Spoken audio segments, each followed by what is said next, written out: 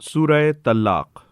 نام: اس سورت کا نام ہی الطلاق نہیں ہے، بلکہ یہ اس کے مضمون کا عنوان بھی ہے، کیونکہ اس میں طلاق ہی کے احکام بیان ہوئے ہیں۔ حضرت عبداللہ بن مسعود رضی اللہ تعالی عنہ نے اسے سورہ نساء القصریٰ بھی کہا ہے، یعنی چھوٹی سورہ نساء۔ زمانہ نزول: حضرت عبداللہ رضی اللہ تعالی عنہ بن مسعود نے صراحت فرمائی ہے، اور سورت کے مضمون کی اندرونی شہادت بھی یہی ظاہر کرتی ہے کہ اس کا نزول لازماً سورہ بقرہ کی ان آیات کے بعد ہوا ہے جن میں طلاق کے احکام پہلی مرتبہ دیے گئے تھے۔ اگرچہ یہ تعین کرنا مشکل ہے کہ اس کا ٹھیک زمانہ نزول کیا ہے، لیکن بہرحال روایات سے اتنا ضرور معلوم ہوتا ہے کہ جب سورہ بقرہ کے احکام کو سمجھنے میں لوگ غلطیاں کرنے لگے اور عملاً بھی ان سے غلطیوں کا صدور ہونے لگا، تب اللہ تعالیٰ نے ان کی اصلاح کے لیے یہ ہدایات نازل فرمائیں۔ موضوع اور مضمون: اس سورت کے احکام کو سمجھنے کے لیے ضروری ہے کہ ان ہدایات کو پھر سے ذہن میں تازہ کر لیا جائے جو طلاق اور عدت کے متعلق اس سے پہلے قرآن مجید میں بیان ہو چکی ہیں۔ الطلاق مرتان فامسکم بمعروف او تسریح باحسان۔ سورہ بقرہ آیت 229۔ طلاق 2 بار ہے، پھر یا تو سیدھی طرح عورت کو روک لیا جائے یا پھر بھلے طریقے سے رخصت کر دیا جائے۔ والمطلقات یتربصن بانفسہن ثلاثة قروء ولا يحل لهن ان یکتمن ما خلق اللہ فی ارحامہن ان کن یؤمن باللہ والیوم الآخر وبعولتهن احق بردہن فی ذلک ان ارادوا اصلاحا۔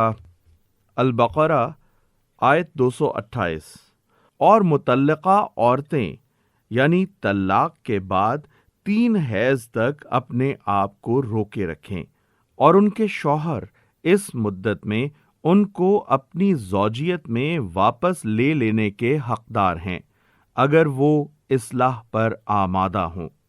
فَإِن طَلَّقَهَا فَلَا تُحِلُّ لَهُ مِن بَعْدِ حَتَّى تَنكِحَ زَوْجًا غَيْرَهُ۔ سورہ بقرہ آیت 230۔ پھر اگر وہ تیسری بار اس کو طلاق دے دے تو اس کے بعد وہ اس کے لیے حلال نہ ہوگی یہاں تک کہ اس عورت کا نکاح کسی اور سے ہو جائے۔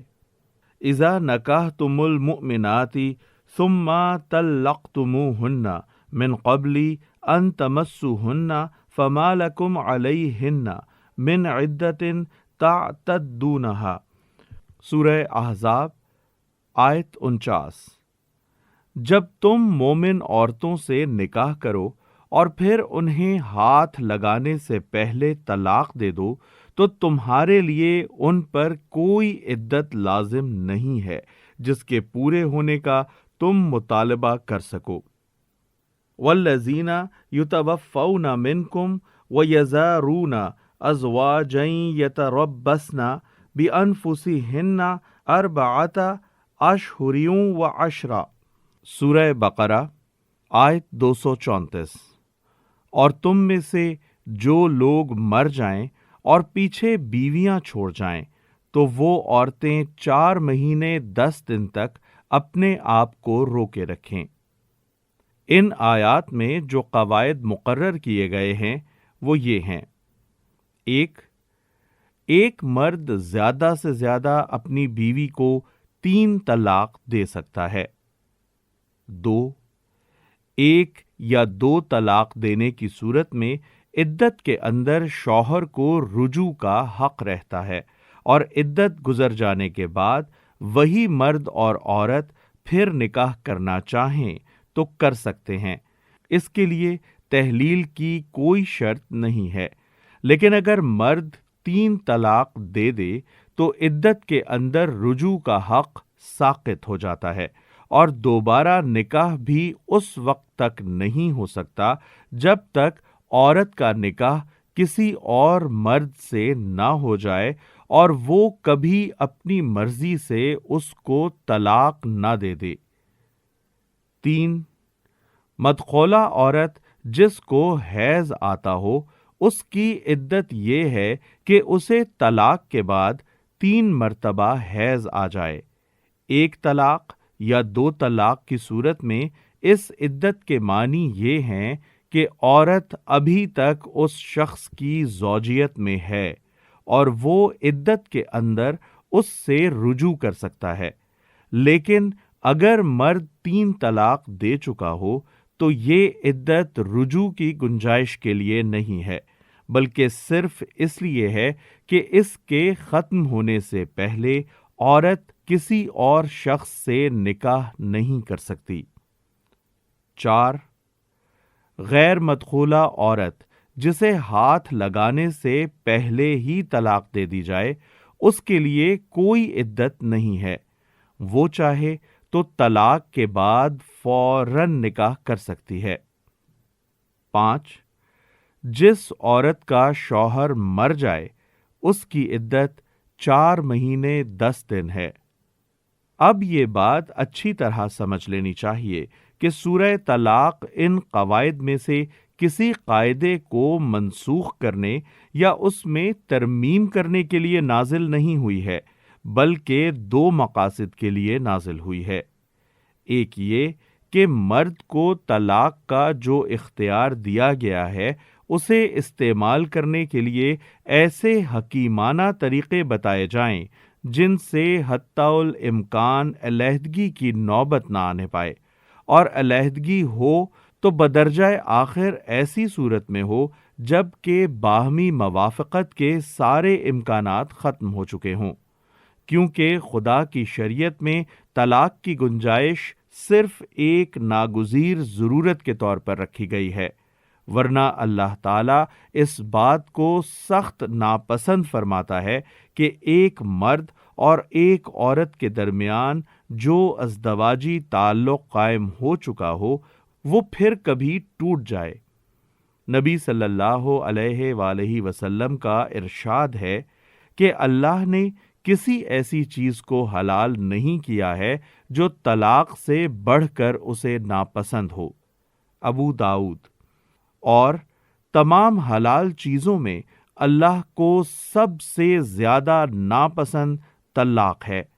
ابو داؤد۔ دوسرا مقصد یہ ہے کہ سورہ بقرہ کے احکام کے بعد جو مزید مسائل جواب طلب باقی رہ گئے تھے ان کا جواب دے کر اسلام کے آئلی قانون کے اس شعبے کی تکمیل کر دی جائے۔ اس سلسلے میں یہ بتایا گیا ہے کہ جن مدخولہ عورتوں کو حیض آنا بند ہو گیا ہو یا جنہیں ابھی حیض آنا شروع ہی نہ ہوا ہو، طلاق کی صورت میں ان کی عدت کیا ہوگی، اور جو عورت حاملہ ہو اسے اگر طلاق دے دی جائے یا اس کا شوہر مر جائے تو اس کی عدت کی مدت کیا ہے، اور مختلف قسم کی متعلقہ عورتوں کے نفقہ اور سکونت کا انتظام کس طرح ہوگا، اور جس بچے کے والدین طلاق کے ذریعے سے الگ ہو چکے ہوں اس کی رضاعت کا انتظام کس طرح کیا جائے۔ بسم اللہ الرحمن الرحیم۔ اللہ کے نام سے جو بے انتہا مہربان اور رحم فرمانے والا ہے۔ یا ایہا النبی اذا طلقتم النساء فطلقوهن لعدتهن واحصوا العدة واتقوا الله ربكم لا تخرجوهن من بيوتهن ولا يخرجن إلا أن يأتين بفاحشة مبينة وتلك حدود الله ومن يتعد حدود الله فقد ظلم نفسه لا تدري لعل الله يحدث بعد ذلك امرا۔ اے نبی، جب تم عورتوں کو طلاق دو تو انہیں ان کی عدت کے لیے طلاق دیا کرو۔ عدت کے لیے طلاق دینے کے دو مطلب ہیں اور دونوں ہی یہاں مراد ہیں۔ ایک یہ کہ حیض کی حالت میں عورت کو طلاق نہ دو، بلکہ اس وقت طلاق دو جس سے اس کی عدت شروع ہو سکے۔ دوسرے یہ کہ عدت کے اندر رجوع کی گنجائش رکھتے ہوئے طلاق دو، اس طرح طلاق نہ دے بیٹھو جس سے رجوع کا موقع ہی باقی نہ رہے۔ اس حکم کی جو تشریح احادیث میں ملتی ہے اس کی روح سے طلاق کا قاعدہ یہ ہے کہ حیض کے زمانے میں طلاق نہ دی جائے، بلکہ اس پاکی کی حالت میں دی جائے جس میں شوہر نے بیوی سے مباشرت نہ کی ہو، یا پھر اس حالت میں دی جائے جب کہ عورت کا حاملہ ہونا معلوم ہو، اور ایک ہی وقت میں 3 طلاقیں نہ دے ڈالی جائیں۔ اور عدت کے زمانے کا ٹھیک ٹھیک شمار کرو اور اللہ سے ڈرو جو تمہارا رب ہے۔ یعنی طلاق کو کھیل نہ سمجھ بیٹھو کہ طلاق کا اہم معاملہ پیش آنے کے بعد یہ بھی یاد نہ رکھا جائے کہ کب طلاق دی گئی ہے، کب عدت شروع ہوئی اور کب اس کو ختم ہونا ہے۔ جب طلاق دی جائے تو اس کے وقت اور تاریخ کو یاد رکھنا چاہیے، اور یہ بھی یاد رکھنا چاہیے کہ کس حالت میں عورت کو طلاق دی گئی ہے۔ زمانہ عدت میں نہ تم انہیں ان کے گھروں سے نکالو اور نہ وہ خود نکلیں۔ یعنی نہ مرد غصے میں آ کر عورت کو گھر سے نکال دے اور نہ عورت خود ہی بگڑ کر گھر چھوڑ دے۔ عدت تک گھر اس کا ہے، اسی گھر میں دونوں کو رہنا چاہیے تاکہ باہم موافقت کی کوئی صورت اگر نکل سکتی ہو تو اس سے فائدہ اٹھایا جا سکے۔ دونوں ایک گھر میں موجود رہیں گے تو 3 مہینے تک یا 3 حیض آنے تک یا حمل کی صورت میں وضع حمل تک اس کے مواقع بارہا پیش آ سکتے ہیں، الا یہ کہ وہ کسی صریح برائی کی مرتکب ہوں، یعنی بد چلنی کی مرتکب ہوں یا زمانہ عدت میں لڑتی جھگڑتی اور بد زبانی کرتی رہیں۔ یہ اللہ کی مقرر کردہ حدیں ہیں، اور جو کوئی اللہ کی حدوں سے تجاوز کرے گا وہ اپنے اوپر خود ظلم کرے گا۔ تم نہیں جانتے، شاید اس کے بعد اللہ موافقت کی کوئی صورت پیدا کر دے۔ فَإِذَا بَلَغْنَ أَجَلَهُنَّ فَأَمْسِكُوهُنَّ بِمَعْرُوفٍ أَوْ فَارِقُوهُنَّ بِمَعْرُوفٍ وَأَشْهِدُوا ذَوَيْ عَدْلٍ مِّنكُمْ وَأَقِيمُوا الشَّهَادَةَ لِلَّهِ ذَلِكُمْ يُوعَظُ بِهِ مَن كَانَ يُؤْمِنُ بِاللَّهِ وَالْيَوْمِ الْآخِرِ وَمَن يَتَّقِ اللَّهَ يَجْعَل لَّهُ مَخْرَجًا۔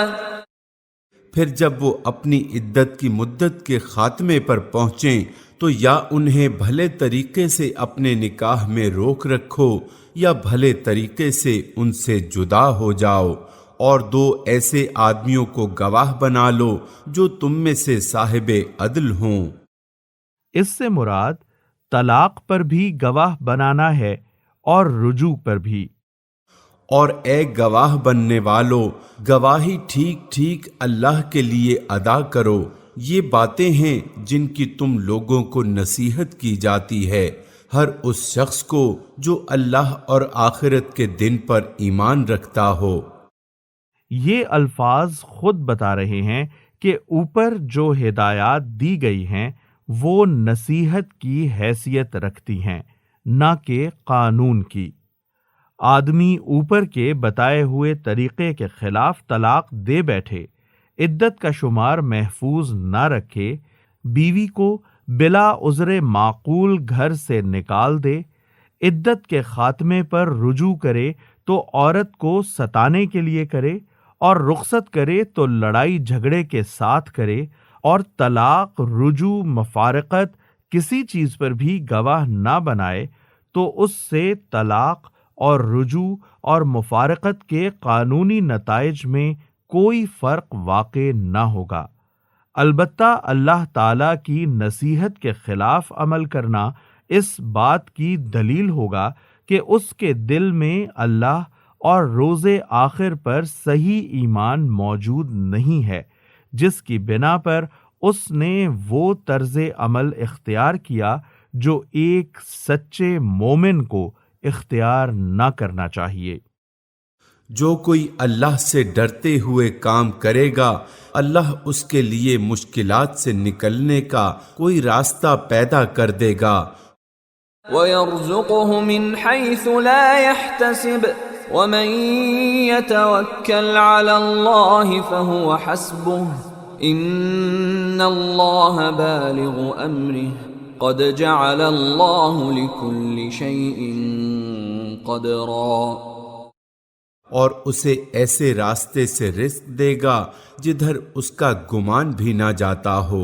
جو اللہ پر بھروسہ کرے اس کے لیے وہ کافی ہے۔ اللہ اپنا کام پورا کر کے رہتا ہے۔ اللہ نے ہر چیز کے لیے ایک تقدیر مقرر کر رکھی ہے۔ واللائي يئسن من المحيض من نسائكم إن ارتبتم فعدتهن 3 أشهر واللائي لم يحضن وأولاة الأحمال أجلهن أن يضعن حملهن وَمَن يَتَّقِ اللَّهَ يَجْعَل لَّهُ مِنْ أَمْرِهِ يُسْرًا۔ اور تمہاری عورتوں میں سے جو حیض سے مایوس ہو چکی ہوں، ان کے معاملے میں اگر تم لوگوں کو کوئی شک لاحق ہے تو تمہیں معلوم ہو ان کی عدت 3 مہینے ہے، اور یہی حکم ان کا ہے جنہیں ابھی حیض نہ آیا ہو۔ حیض خواہ کم سنی کی وجہ سے نہ آیا ہو یا اس وجہ سے کہ بعض عورتوں کو بہت دیر میں حیض آنا شروع ہوتا ہے، اور شاذ و نادر ایسا بھی ہوتا ہے کہ کسی عورت کو عمر بھر نہیں آتا۔ بہرحال تمام صورتوں میں ایسی عورت کی عدت وہی ہے جو آئسہ عورت کی عدت ہے، یعنی طلاق کے وقت سے 3 مہینے۔ اور حاملہ عورتوں کی عدت کی حد یہ ہے کہ ان کا وضع حمل ہو جائے، یعنی عورت کا وضع حمل چاہے شوہر کی وفات کے فوراً بعد ہو جائے یا 4 مہینے 10 دن سے زیادہ طول کھینچے، بہرحال بچہ پیدا ہوتے ہی وہ عدت سے باہر ہو جائے گی۔ جو شخص اللہ سے ڈرے اس کے معاملے میں وہ سہولت پیدا کر دیتا ہے۔ ذَلِكَ أَمْرُ اللَّهِ أَنزَلَهُ إِلَيْكُمْ وَمَن يَتَّقِ اللَّهَ يُكَفِّرْ عَنْهُ سَيِّئَاتِهِ وَيُعْظِمْ لَهُ أَجْرًا۔ یہ اللہ کا حکم ہے جو اس نے تمہاری طرف نازل کیا ہے۔ جو اللہ سے ڈرے گا اللہ اس کی برائیوں کو اس سے دور کر دے گا اور اس کو بڑا اجر دے گا۔ اسکنوہن من حیث سکنتم من وجدکم ولا تضاروہن لتضیقوا علیہن وَإِن كُنَّ أُولَاتِ حَمْلٍ فَأَنفِقُوا عَلَيْهِنَّ حَتَّى يَضَعْنَ حَمْلَهُنَّ فَإِنْ أَرْضَعْنَ لَكُمْ فَآتُوهُنَّ أُجُورَهُنَّ وَأْتَمِرُوا بَيْنَكُمْ بِمَعْرُوفٍ وَإِن تَعَاسَرْتُمْ فَسَتُرْضِعُ لَهُ أُخْرَى۔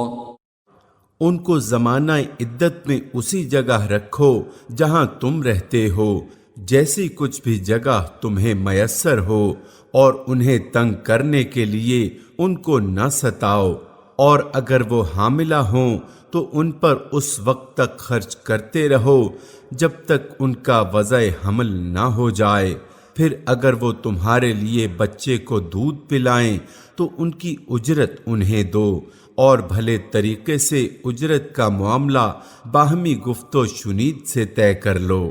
لیکن اگر تم نے اجرت طے کرنے میں ایک دوسرے کو تنگ کیا تو بچے کو کوئی اور عورت دودھ پلا لے گی۔ لِيُنفِقْ ذُو سَعَةٍ مِّن سَعَتِهِ وَمَن قُدِرَ عَلَيْهِ رِزْقُهُ فَلْيُنفِقْ مِمَّا آتَاهُ اللَّهُ لَا يُكَلِّفُ اللَّهُ نَفْسًا إِلَّا مَا آتَاهَا سَيَجْعَلُ اللَّهُ بَعْدَ عُسْرٍ يُسْرًا۔ خوشحال آدمی اپنی خوشحالی کے مطابق نفقہ دے، اور جس کو رزق کم کر دیا گیا ہو وہ اسی مال سے خرچ کرے جو اللہ نے اسے دیا ہے۔ اللہ نے جس کو جتنا کچھ دیا ہے اس سے زیادہ کا وہ اسے مکلف نہیں کرتا۔ بعید نہیں کہ اللہ تنگ دستی کے بعد فراغ دستی بھی عطا فرمائے۔ وَكَأَيِّن مِّن قَرْيَةٍ عَتَتْ عَنْ أَمْرِ رَبِّهَا وَرُسُلِهِ فَحَاسَبْنَاهَا حِسَابًا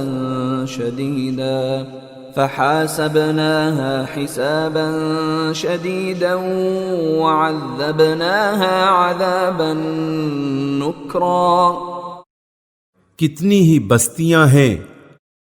اب مسلمانوں کو متنبہ کیا جاتا ہے کہ اللہ کے رسول اور اس کی کتاب کے ذریعے سے جو احکام ان کو دیے گئے ہیں ان کی اگر وہ نافرمانی کریں گے تو دنیا اور آخرت میں کس انجام سے دوچار ہوں گے، اور اگر اطاعت کی راہ اختیار کریں گے تو کیا جزا پائیں گے۔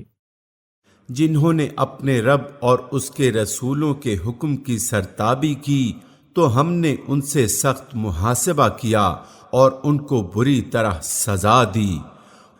فذاقت وبال امرها وكان عاقبة امرها خسرا۔ انہوں نے اپنے کیے کا مزہ چکھ لیا اور ان کا انجام کار گھاٹا ہی گھاٹا ہے۔ اعد اللہ لهم عذابا شدیدا فاتقوا اللہ یا اولی الالباب الذین آمنوا قد انزل اللہ الیکم ذکرا۔ اللہ نے آخرت میں ان کے لیے سخت عذاب مہیا کر رکھا ہے، پس اللہ سے ڈرو اے صاحب عقل لوگو جو ایمان لائے ہو، اللہ نے تمہاری طرف ایک نصیحت نازل کر دی ہے۔ رسولا يتلو عليكم آيات الله مبينات ليخرج الذين آمنوا وعملوا الصالحات من الظلمات إلى النور ومن يؤمن بالله ويعمل صالحا يدخله جنات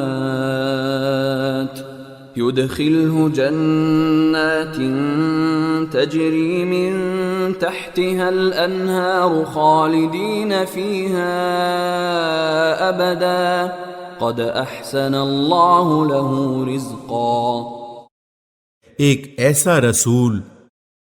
مفسرین میں سے بعض نے نصیحت سے مراد قرآن لیا ہے اور رسول سے مراد محمد صلی اللہ علیہ وآلہ وسلم، اور بعض کہتے ہیں کہ نصیحت سے مراد خود رسول اللہ صلی اللہ علیہ وآلہ وسلم ہی ہیں، یعنی آپ صلی اللہ علیہ وآلہ وسلم کی ذات ہمہ تن نصیحت تھی۔ ہمارے نزدیک یہ دوسری تفسیر زیادہ صحیح ہے۔ جو تم کو اللہ کی صاف صاف ہدایات دینے والی آیات سناتا ہے تاکہ ایمان لانے والوں اور نیک عمل کرنے والوں کو تاریکیوں سے نکال کر روشنی میں لے آئے۔ جو کوئی اللہ پر ایمان لائے اور نیک عمل کرے، اللہ اسے ایسی جنتوں میں داخل کرے گا جن کے نیچے نہریں بہتی ہوں گی، یہ لوگ ان میں ہمیشہ ہمیشہ رہیں گے۔ اللہ نے ایسے شخص کے لیے بہترین رزق رکھا ہے۔ اللہ الذي خلق 7 سماوات ومن الأرض مثلهن يتنزل الأمر بينهن لتعلموا أن الله على كل شيء قدير وأن الله قد أحاط بكل شيء علما۔ اللہ وہ ہے جس نے 7 آسمان بنائے اور زمین کی قسم سے بھی انہی کے مانند۔ انہی کی مانند کا مطلب یہ نہیں ہے کہ جتنے آسمان بنائے اتنی ہی زمینیں بھی بنائیں، بلکہ مطلب یہ ہے کہ جیسے متعدد آسمان اس نے بنائے ہیں ویسی ہی متعدد زمینیں بھی بنائی ہیں۔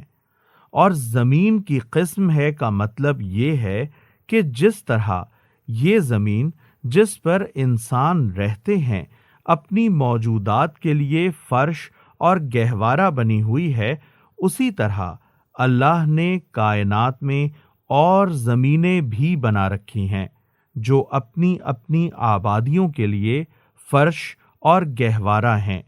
بالفاظ دیگر، آسمان میں یہ جو بے شمار ستارے اور سیارے نظر آتے ہیں یہ سب ڈھنڈار پڑے ہوئے نہیں ہیں، بلکہ زمین کی طرح ان میں بھی بکثرت ایسے ہیں جن میں دنیائیں آباد ہیں۔ ان کے درمیان حکم نازل ہوتا رہتا ہے۔ یہ بات تمہیں اس لیے بتائی جا رہی ہے تاکہ تم جان لو کہ اللہ ہر چیز پر قدرت رکھتا ہے، اور یہ کہ اللہ کا علم ہر چیز پر محیط ہے۔